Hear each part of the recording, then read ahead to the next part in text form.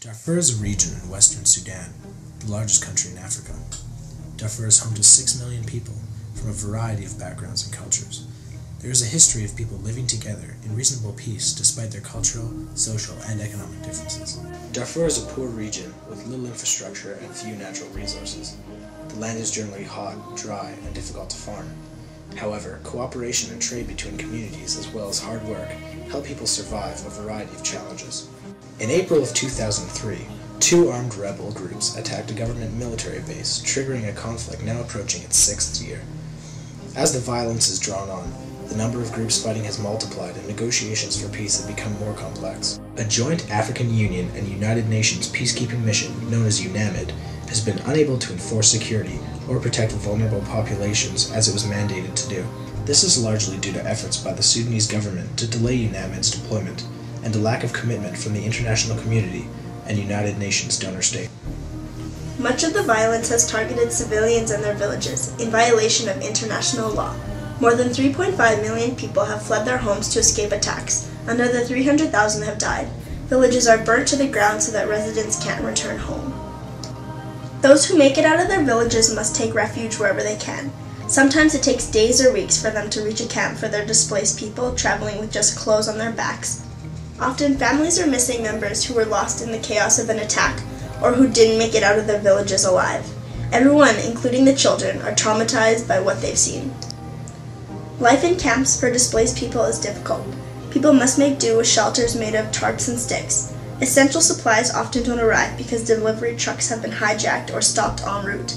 Young girls and women are often subject to violent attacks as they leave the camps in search of firewood and water.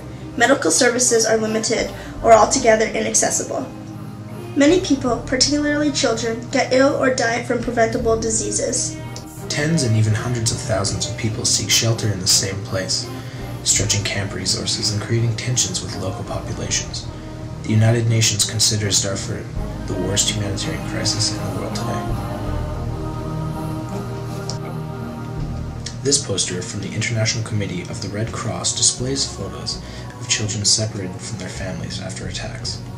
Some have no family left to find them. This drawing documents the attack on one child's home village. He was only 13 years old when he drew it.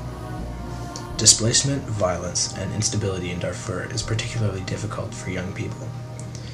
They are incredibly vulnerable to acute malnutrition and preventable diseases. 1.8 million children have been directly affected by the crisis. Young people are also targets of violence, particularly young girls, as they go out in search of firewood and necessary supplies for their families. The boys are subject to recruitment by armed groups. Not being affected by these is a luxury for children in Darfur. Relief agencies and organizations provide displaced Darfurians with a lot of food, water, sanitary equipment, and medical care that they need to survive. But in the past year, increased violence has forced many of these groups to scale down their operations or leave altogether. 3.5 million people currently depend on international support in their daily lives. 500,000 people have been completely cut off from their lifeline due to insecurity. Many organizations, including several from Canada, provide support to Darfuri kids and their families that they would not otherwise be able to obtain. Services for youth in particular include educational programming, psychosocial assistance, and the planning of recreational activities.